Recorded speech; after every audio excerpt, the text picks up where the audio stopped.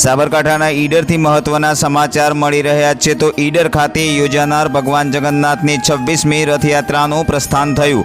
ઈડર વડાલીના ધારાસભ્ય રમણલાલ વોરાએ ભગવાનની પહિંદ વિધિ કરી રથનું પ્રસ્થાન કરાવ્યું। ઈડર ખાતે ભગવાન જગન્નાથ, બહેન સુભદ્રાજી તેમજ ભાઈ બલરામની નગરની સવારી કરાવશે।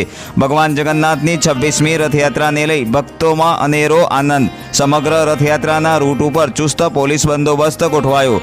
રથયાત્રાના રૂટ ઉપર ભગવાન જગન્નાથ, ભાઈ બલરામજી તેમજ બહેન સુભદ્રાજીનું ભક્તો દ્વારા ભવ્યાતિ ભવ્ય સ્વાગત કરવામાં આવ્યું હતું।